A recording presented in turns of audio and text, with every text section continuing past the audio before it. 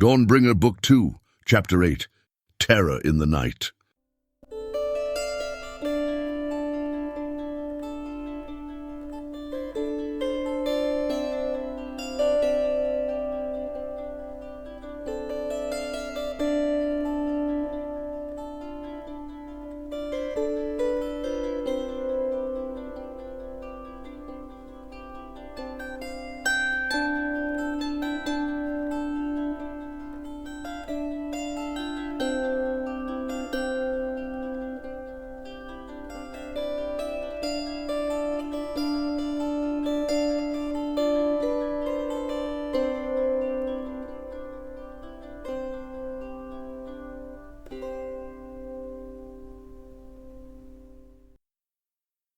It is evening of the day of Eldarian's meeting with the hearers, and Sirian walks with head bowed in the inner courtyard of the temple.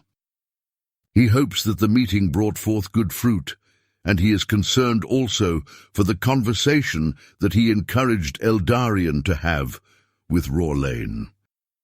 Ever since these men arrived in Ristfand, he has felt the weight that they carry, and has in some sense taken responsibility for them upon himself. He fears for them, as darkness seems to pursue them, whether they know it or not, but he also hopes ardently for their well-being. Yes, in so short a time he has come to love them deeply, almost in some way as he has come to love Elmarie over the last 2 years. In particular, Eldarian and Elmarie feel to him as if his own children, and he would without hesitation lay down his life for them if by this he could protect them from darkness, death, or pain. But in fact, he has long allowed his heart to be led along the path of love in the likeness of the tenderness of the celestial mother to whom he has devoted his life. Thus he hopes that, if he were called upon to do so, he would willingly lay down his life for anyone in need, be they close to his heart or stranger, be they friend or foe, if only by such an act he could serve light and goodness. The day is fading now, and darkness begins to replace light in the sky, as the brilliance of the sun rests for the night, and the gentle light of the stars replaces it. Suddenly a horn sounds somewhere in the distance, a horn the likes of which Sirian has not heard before, but regarding the purpose of which he has no doubt. It is a horn of war. A few moments later, it is joined by other horns sounding from different locations. Are they at our gates already? Sirian thinks. Surely they cannot have travelled at such a speed, and if so, are they truly to attack under cover of night? But if they are with the Druidach, why would they indeed do anything else? He rushes from the courtyard and goes to Rorlane's room. Just as he reaches out his hand to knock on the door, it bursts open, and Rorlane steps out. Sirian, you hear the horns? He asks. Those do not belong to the people of Rovus, do they? No. It is as I feared. They must be Imperial war horns. Rorlane pulls onto each of his arms the vambraces which he had been holding and fastens them tightly. In all other respects, he is fully dressed and armed for battle, with his axe in his belt and his bow and quiver on his back. But why? He asks. Was there no warning signal? Like shadows among the trees, Sirian whispers. What did you say? I said, like shadows among the trees. It is from an ancient poem. Like shadows among the trees, they pass from dark into dark to swallow the light unawares. Make haste. I shall do all that I can within the walls. Know that any wounded or dead can be sent to the temple. We shall care for them. And let us pray that they do not breach our defences and enter the city itself. May we be spared that indeed. Rorlane agrees and turns away, running down the corridor at full speed. After watching him go, Sirian makes his way to Elmarie's room and knocks on the door. She opens quickly and, seeing him, asks, "What are those horns? Is the enemy already here?" I fear so, says Sirian. I would like you to help me gather everyone together. Ask all whom you meet to come to the great hall, where we shall take counsel together. However, if you see Hinding, Gora, and Stefna, tell them to go to the north, east, and west gates respectively. There I wish for them to aid in whatever way they may. After our gathering in the great hall, if I have not the chance to ask you then, report to me in my Radra. I wish to speak privately with you, but the immediate concord of our efforts takes priority. As you say. Ilmarie replies, and she too rushes down the hallway to inform her comrades. Meanwhile, Rorlain sprints through the streets of the city toward the northern gate as the imperial horns continue to blare in the distance. It is difficult to discern from which direction they come, as they sound through the night air and echo off the walls and buildings of the city in 1,000 different tenors. When he arrives, most of his company is already gathered and in fevered conversation with the guards of the night watch, who only recently came to their posts and replaced the evening watch. What do we know? Rorlain asks as he approaches. Little, sir, One man replies. but enough. What is enough? One of the night watch steps forward and replies, We heard them before we saw them, to our shame. But it is almost like something was veiling them from our sight until they wished to be seen, if that is even possible. Once the horns began to sound, we saw shapes moving among the trees. And now, now, it is better for you to look than to try to explain it to you. With this, he leads Rorlain up to the top of the wall, and they stand on the battlements, looking out over the plains to the north. The landscape is dotted with the fires of many homesteads that have been set to the flame, and in the light of these flames, the dim figures of soldiers can be seen, standing in formation facing the city, though still beyond the range of bowshot. What are they waiting for? Rorlain asks. They have the advantage now, and yet they do not attack.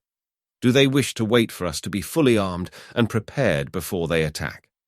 What tactic these are, I do not know, Says the guard. unless they be ordained simply to inducing fear, and in that they are proving quite effective. Do you truly think they shall attack tonight? Asks another man. Perhaps they only wish to give us a sleepless night and to attack in the morning. Answers Rorlain. An unusual tactic, but effective. But let us return to the men. I wish to address them. They return to the courtyard inside the north gate, and when all the members of the company are gathered together, Rorlain speaks to them in raised voice. We know not what the night holds for us, whether conflict and bloodshed or expectant waiting. But for both we must be ready. Until we receive word from the captain himself, we stand in readiness, though I recommend that you find a sheltered place near your station to rest. Leave the vigil to the guard whose duty it is. You shall be called up at need. Sleep if you can. Seek peace as you may, for in that you can hope to find some strength against the trials that await us. With these words, the members of the company take their stations on and around the battlements. Some remain standing, looking out in the fire-illumined night, and some sit leaning against the wall, talking softly with one another, or trying to sleep. The moon is not yet half full, and the air is dark, both in and around the city, and the half-light of night joined with the feeling of fearful expectation creates an eerie and dreamlike atmosphere. Rorlain paces slowly on the top of the wall, in the middle of the battlements, looking out over the plains for any sign of change. But there is nothing but stillness from the enemy forces, as if they stand not only unmoving, but without the need to move. Their numbers are unknown, and even the little that was seen of them before also sinks into oblivion, as the fires die down to smouldering embers and swirls of black smoke against the night sky, and the even blacker silhouette of the earth. As he paces, Rorlain tries to ignore the growing sickness in the pit of his stomach and the gall that rises in his throat. Fear he feels, but he does not wish to betray this fear to his comrades and those under his command. He finds himself longing for the solidity of Eldarian's presence, for his weathered and war-torn insecurity that feels more secure and safe than almost anything that Rorlane has ever known. For a man so full of self-doubt and self-accusation, Eldarion has indeed become a surprisingly firm rock on which he leans, and on which, Rorlane suspects, many will come to lean. Reflecting on this, a newfound awareness is impressed upon him, the awareness that the stability of a man and the security of his heart in times of trial come not so much from his own innate ability or resolve, but from a power greater than him by which he is held. And such power in their current dire circumstances seems to be the most reasonable hope. Indeed, it may not be long until it is the only remaining hope at all. If that is truly the case, then well and good, Rorlane thinks, for I feel utterly weak and helpless at the moment. I just don't understand why the forces of light always appear so much less, so much more frail than do the forces of darkness. If I could find some way to lay hold of more strength for those who fight for goodness, for life over death, for unity and peace, I would not hesitate to do so. But where could such strength be found? Perhaps we should have sent for more recruits long before we reached this moment.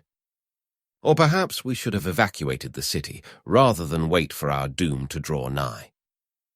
Rorlane shakes his head as he tries to dismiss these thoughts. What am I thinking? Now is not the time to be preoccupied with doubt and regret. We stand where we stand, for good or ill, and all we can do is fight with all that we have and are. But I hope that I survive this night to discern a better path for the future. And I hope that these men survive the night.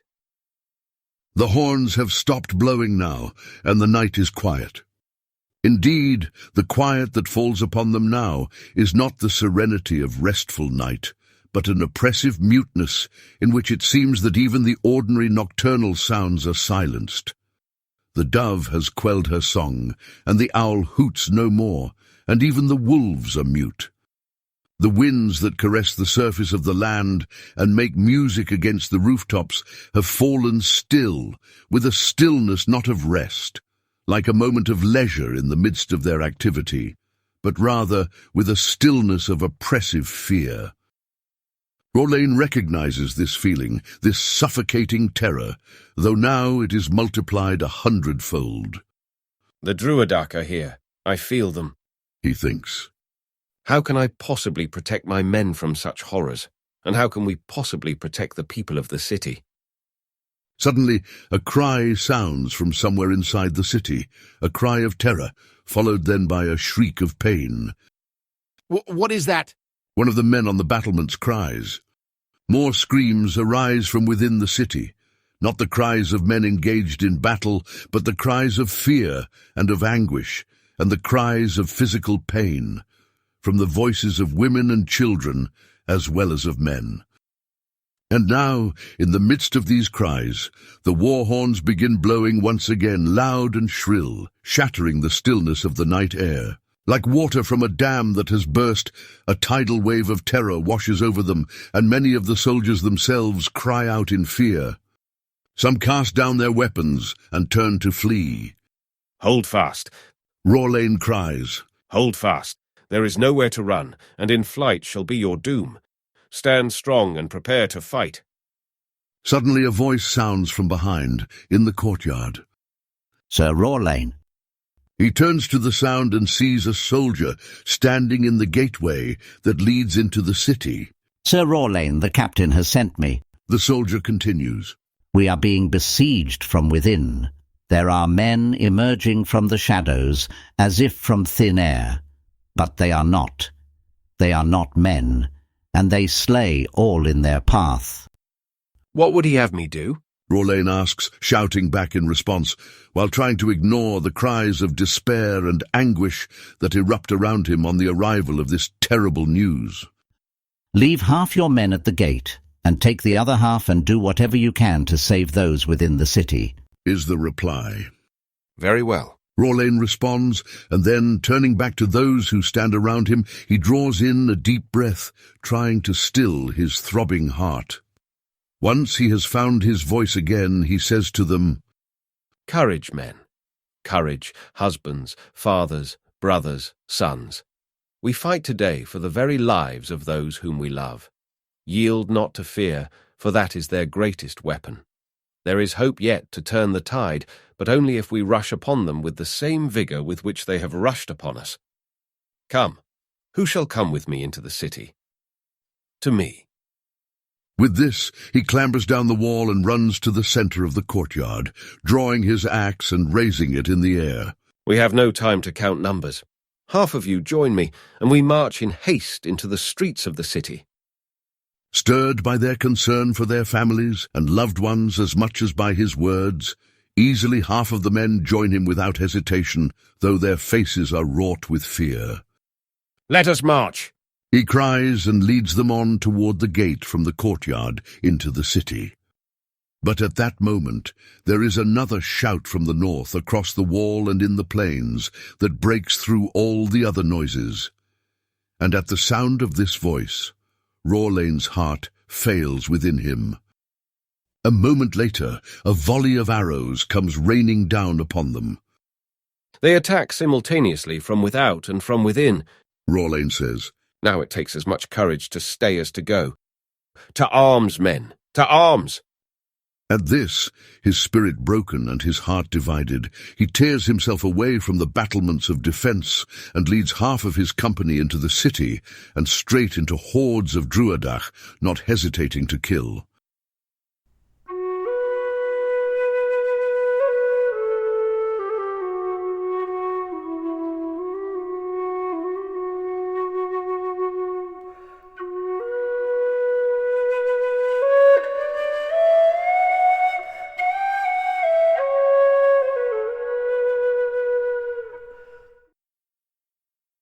Eldarion listens intently and with anguished heart to the cries that echo, dim but clear, through the window of his cell. His body is strained against the chains that bind him as he unconsciously leans forward as if to break free and rush to the aid of those who now face a threat that, if the sounds are any indication, runs them down in slaughter like fire blazing through a forest of sleeping trees, dried leaves, and dead grass. But these men and women feel. They hurt, they fear, they anguish, and they despair. Heliana inclesame, endife ilotua a kerame dia tan loca obscala, dife ilotua aenia qua parastan maris medlur nu banda. The words come to his lips unbidden and yet deeply desired, and he pours his whole soul into them, as if by the force of his entreaty he could burst the bonds that hold him and take flight like a bird on the wing. But all that happens is that he's carried on the current of this movement, and a song comes to him now to which he gives voice. He knows not from whence it arises, whether from his long-forgotten past or from the mind and heart of another which he bears within himself in this moment. But he sings as if his only hope lies in singing.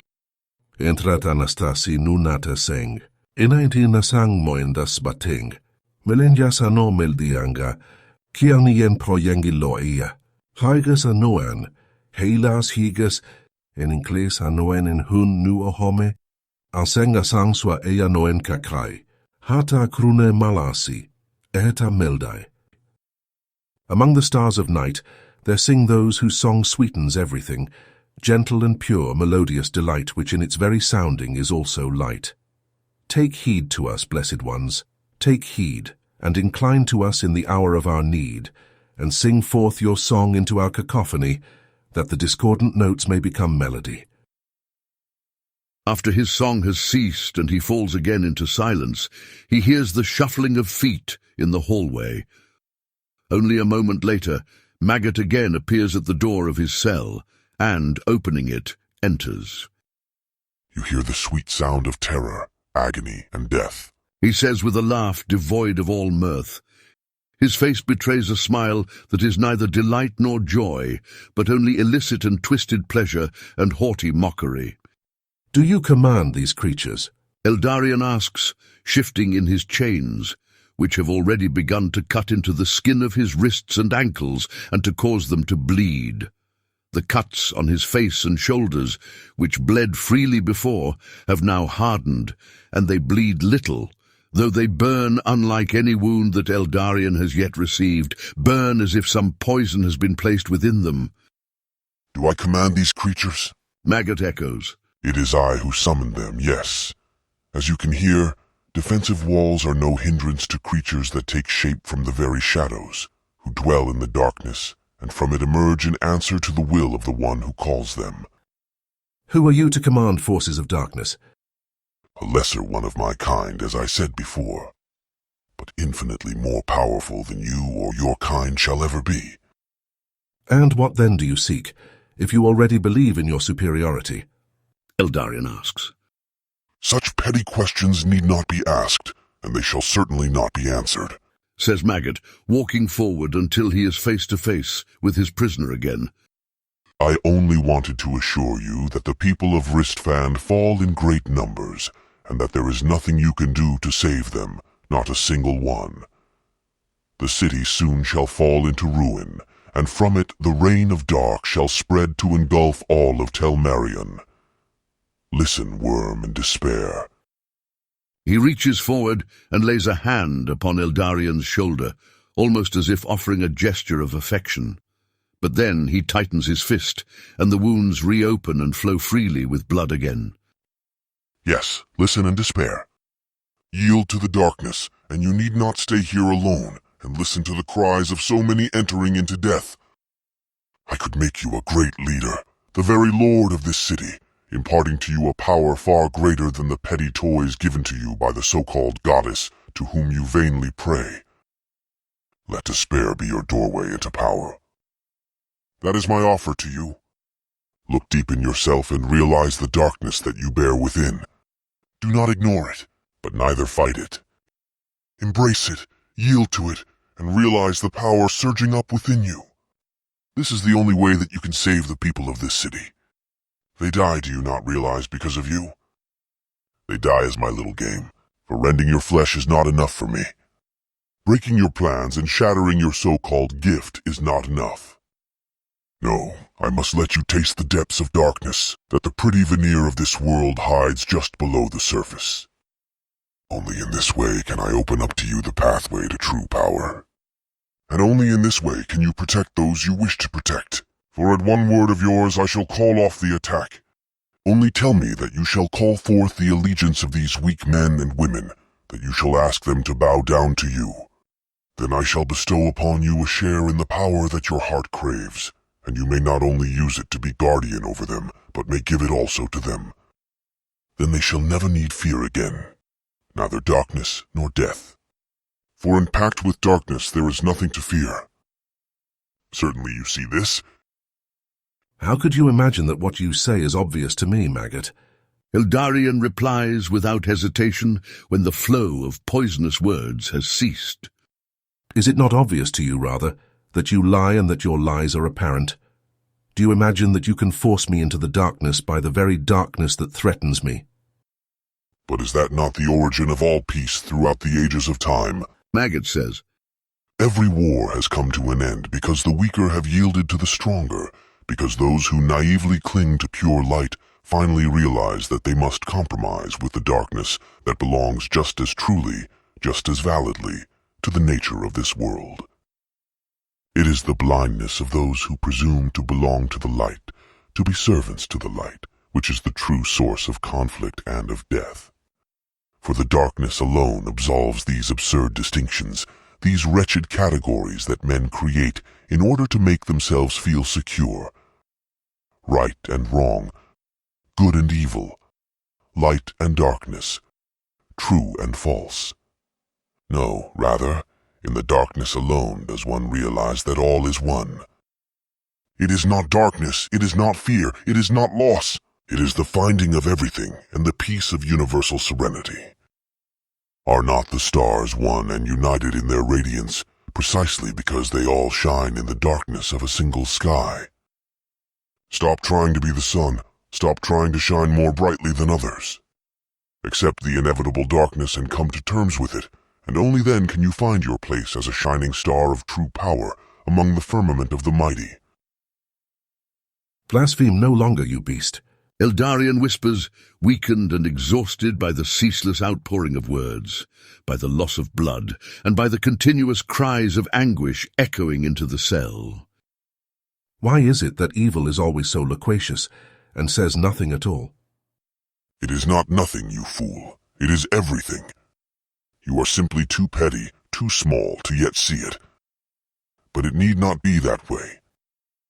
The only thing. Eldarion begins, but as he speaks he swoons, and his words die in his mouth. A moment later, he emerges into consciousness again, overtaken by vertigo, and it takes a long moment for the room to stop spinning and for the sickness to subside. You were saying? Maggot asks by way of reminder. I. Worry not, I too weary of this converse. I wish to speak with you, worm, even less than you wish to speak with me. I doubt that. Eldarion breathes. But join me, or at least tap into my power, and then we shall be on equal footing. No longer need you suffer in this way. The only thing in all that you have said. Eldarion begins again, picking up on the words he was speaking before consciousness escaped him. That has any bearing on me. The only thing is my desire to save these innocent people from the wretchedness of suffering and death that you inflict upon them. Then simply do as I ask, and your wish to save them shall be fulfilled. I cannot be a ruler in the empire that you offer. Then rule not, says Maggot. Offer me your word only for a moment. I am willing to yield to you on that. If you wish not to rule, and you wish to go your way apart from what I offer to you, then very well. It shall be so. I shall strike a deal with you. What are you implying? Asks Eldarion, trying to cling to the last shreds of consciousness that remain with him. Make unto me a vow that henceforth you shall not wield the light that has been entrusted to you. If you agree to step away from your destiny, then I shall agree to step away from this city, never to touch it again. No longer shall the minions who answer to my call come near to the city or its environs. I shall even make sure that the denizens of the Valyrian Empire, our poor little puppets, withdraw. I do have such power. And if I refuse? Maggot laughs and then says, If you refuse, it is as you hear now, unto the end. Unless I have another offer if you refuse the first. I refuse the first. I cannot cease to stand for the light. Petty creature, Maggot says, thinking that you are doing good by rejecting the darkness and standing with the light, but you really only safeguard your own self-righteousness by casting an entire city into the pits of destruction. Do you not see? You cling to the light in your words, but in this very act you are giving the darkness free rein. It is you alone, who are responsible for these deaths. It is you who are feeding these people to the jaws of suffering and death by your narrow preoccupation with your own fidelity to the light. Eldarion's head sinks to his chest and his eyes close. When he does not reply for a long moment, Maggot reaches forward and swipes his claws across his torso, leaving 3 wide gashes across his lower chest, and blood seeps freely down and begins to soak into his pants. Eldarion cries out and raises his head, looking at Maggot with a mixture of confusion, anger, disgust, and resolve, though this latter seems to Maggot to flicker in and out, just as does his very consciousness. Eldarion asks, What is the second offer? After a long pause, he adds, And if you wish to strike an agreement with me, why do you strike me? I thought that was already made clear, replies Maggot. I strike you to teach you of your weakness and to stir your longing for strength. Pain begets power, but only if you allow yourself to desire power and to seek it. Yet you have proven your folly, your love of weakness, and the false security that it provides. Therefore I revoke my first offer and give you the second. There shall not be a third. What is it? Eldarion asks, struggling now for breath as his chest constricts in pain. I ask for your life. Is Maggot's terse reply, and all of his loquaciousness falls away. He simply looks at Eldarion with fire in his eyes and says, "Give me your life, and you shall die that thousands may live. It is not a fair price, of course, but it is a deal that I am willing to make."